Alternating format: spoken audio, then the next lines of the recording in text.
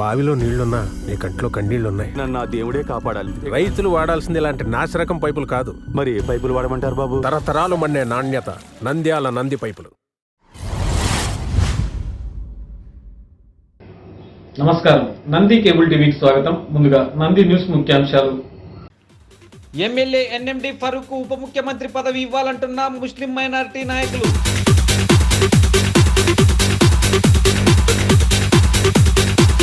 రాయలసీమ సాగునీటి ప్రాజెక్టులకు బడ్జెట్లో 41% నిధులు కల్పించాలంటున్న బొజ్జ దశరథ రామిరెడ్డి.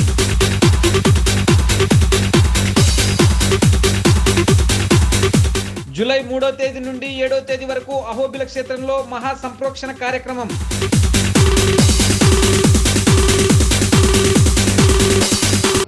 నంద్యాల ఎమ్మెల్యే ఎన్ఎండి ఫరూక్ ఉప ముఖ్యమంత్రి పదవి ఇవ్వాలని నంద్యాల ముస్లిం మైనారిటీ నాయకులు కోరారు. ఇటీవల జరిగిన శాసనసభ ఎన్నికల్లో విజయం సాధించిన కూటమికి నంద్యాల మైనారిటీ నాయకులు శుభాకాంక్షలు తెలిపారు. నంద్యాల అసెంబ్లీ శాసనసభ్యులుగా గెలుపొందిన సీనియర్ రాజకీయ నాయకులు ఎన్ఎండి ఫరూక్ రాష్ట్ర మంత్రిమండలిలో ఉప ముఖ్యమంత్రిగా సముచిత స్థానం ఇచ్చి ఆయన సేవలు సద్వినియోగం చేసుకోవాలని ముఖ్యమంత్రి నారా చంద్రబాబుకి రాష్ట్ర మైనారిటీల అభిమతం తెలియజేశారు.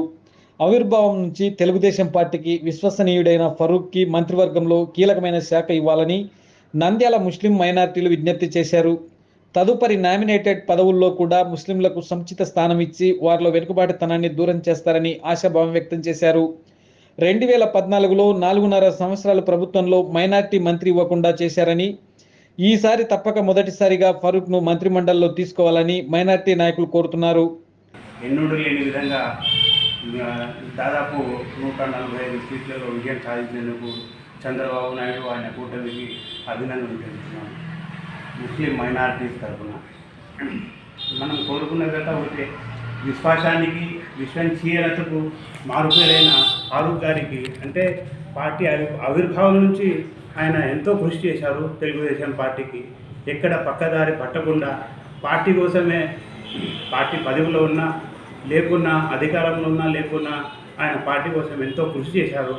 సో ఎన్ఎండి ఫారూక్ గారికి సముచిత స్థానం కల్పించాలని ఈ సందర్భంలో మీడియా వారికి నేను ప్రార్థిస్తున్నాను. ముఖ్యంగా చంద్రబాబు నాయుడు గారు ఆయనకు డిప్యూటీ స్పీకర్తో సత్కరించాలని మా మనవి, మా ఆకాంక్ష. సో ఇది నెరవేరాలని మేము మా భగవంతుని ప్రార్థిస్తున్నాం, కోరుతున్నాం.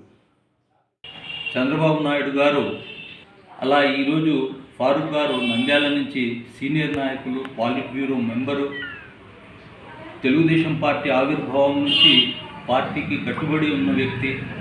ఆ తర్వాత మైనార్టీ మినిస్టర్గాను, చక్కెర మంత్రిగాను, ఆ తర్వాత మున్సిపల్ మంత్రిగాను వివిధ క్యాడర్లలో ఆయన పనిచేశారు.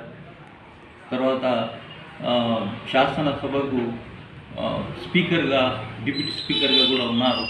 కాబట్టి ఇటువంటి వ్యక్తి, ఇంత సీనియర్ వ్యక్తిని ఆయన హోదాకు తగినట్టుగా ఒక మంచి హోదాను నన్ అదర్ దాన్ డిప్యూటీ సీఎంగా ఆయన నియమించాలని మేము చంద్రబాబు నాయుడు గారిని, ఆ తర్వాత వాళ్ళ కూటమిలో ఉన్న బీజేపీని, తర్వాత పవన్ కళ్యాణ్ గారిని కోరుతూ ఉన్నాము.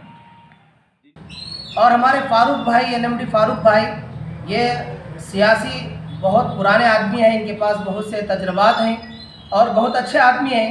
हम चंद्रबाबू नायडू से और सीनियर सियासतदानों से हम यही दरख्वास्त करते हैं कि अच्छा सा अच्छा ओहदा दिया जाए और अच्छी से अच्छी मिनिस्टरी दिया जाए.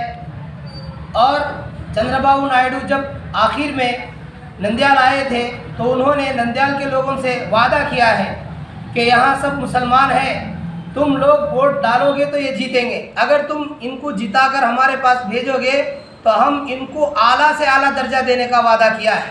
तो हम कहते हैं कि हमने अपना वादा पूरा किया है. अब हम कह रहे हैं कि चंद्रबाबू नायडू साहब भी अपना वादा पूरा करें. हम इंतज़ार कर रहे हैं कि बस एक दिन बाकी है.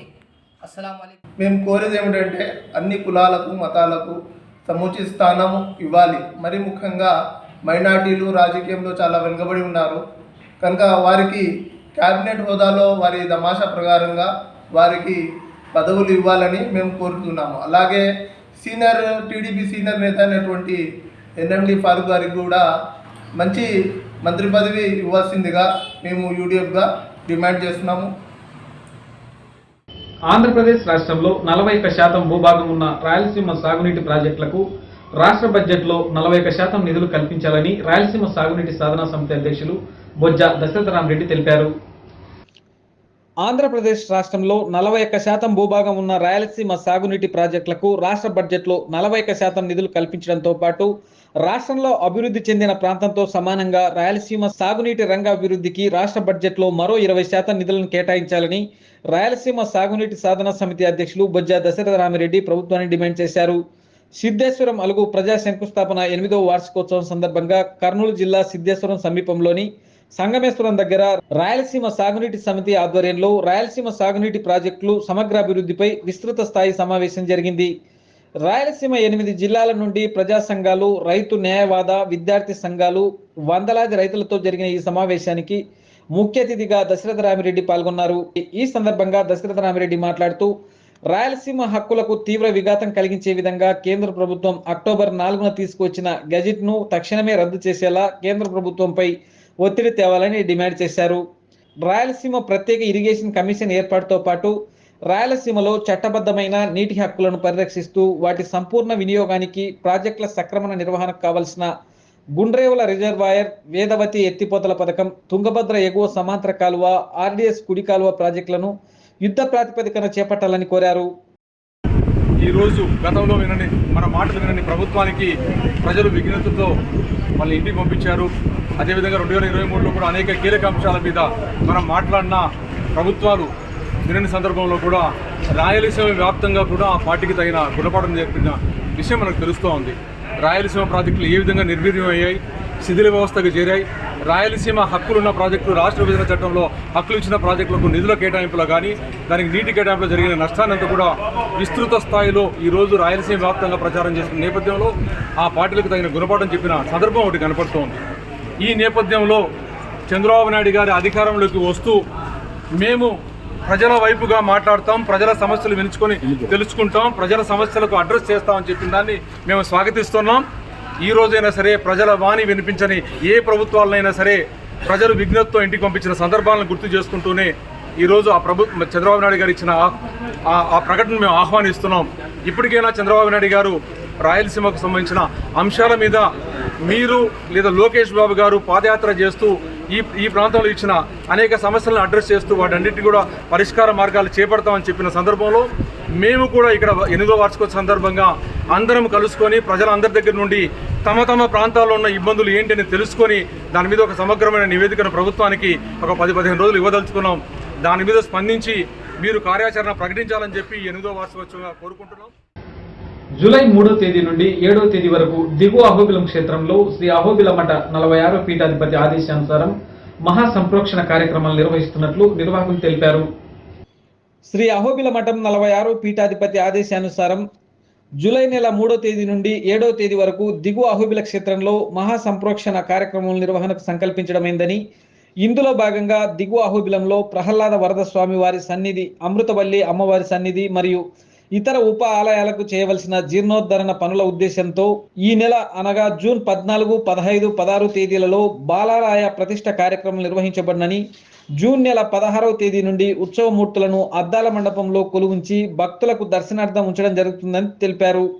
జూన్ నెల 16వ తేదీ నుండి మూల విరాట్ అంతరాలయం దర్శనం నిలిపివేయబడినని, భక్తులందరూ సహకరించవలసిందిగా కోరడమైందని, సంప్రోక్షణ అనంతరం వచ్చే నెల 7వ తేదీ నుండి భక్తులకు మూల విరాట్ దర్శనం అనుమతించబడినని తెలిపారు. నవనారసింహ క్షేత్రంలో 9 నరసింహస్వామి వారు కాక 10వ నరసింహస్వామి అయిన దిగువ అహోబిల క్షేత్రంలో శ్రీ భూమినీల అమృతవల్లి నాయికా సమేత శ్రీ ప్రహ్లాద వరద స్వామి వారి సన్నిధి, జీర్ణోద్ధారణ అష్టబంధన మహాసంప్రోక్షణం ప్రతిష్టా కార్యానికి సంకల్పించి 7/7/2024 ఆదివారం నాడు మహాకుంభాభిషేకం చేయుటకు అహోబిలమఠం పీఠాధిపతి శ్రీవంచడ గోపశ్రీ రంగనాథ యతీంద్ర మహాదేశికుల వారి యొక్క ఆజ్ఞానుసారంగా కార్యక్రమాలను చేయుటకు నిర్ణయించబడినరు. కావున పూర్వాంగముగా గర్భాలయంలో కొన్ని కైంకర్యం బాకీ ఉన్నది, అదేవిధంగా అమ్మవారి సన్నిధిలో కైంకర్యం బాకీ ఉన్నది కనుక ఈ ఉభయ సన్నిధులను మూల విరాట్ లక్ష్మీ నరసింహస్వామి వారి సన్నిధి, అమృతవల్లి అమ్మవారి సన్నిధిలో బాలాలయం చేయుటకు, బాలాలయం అనగా ఆ భగవంతుని శక్తి ఆకర్షణ చేసి బాలాలయంగా ఒక దేవాలయం నిర్మించి ఆ కుంభంలో, బింబంలో, పటంలో ఆ శక్తిని ఆకర్షించి ఆ 15-20 రోజుల పాటు మూల విరాటును దర్శనం చేసేదానికి అవకాశం లేదు కనుక ఆ కాలంలో ఉత్సవమూర్తిని అద్దాల మండపంలో సేవించుకొని రేపు 14, 15, 16 3 రోజుల పాటు బాలాలయం చేయుటకు నిర్ణయించబడినరు. కావున 16వ తేదీ నుంచి 7వ తేదీ వరకు 7/7/24 వరకు మూల విరాట్ గర్భాలయంలో అమ్మవారి సన్నిధిలో దర్శనం దొరకదు. కావున భక్తులు సహకరించి. నంది న్యూస్ ముగించే ముందు ముఖ్యాంశాలు మరోసారి. ఎమ్మెల్యే ఎన్ఎండి ఫరూక్ ఉప ముఖ్యమంత్రి పదవి ఇవ్వాలంటున్న ముస్లిం మైనారిటీ నాయకులు.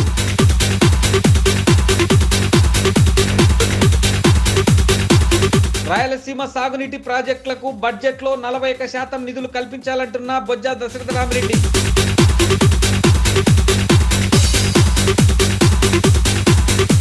జూలై 3వ తేదీ నుండి 7వ తేదీ వరకు అహోబిల క్షేత్రంలో మహా సంప్రోక్షణ కార్యక్రమం.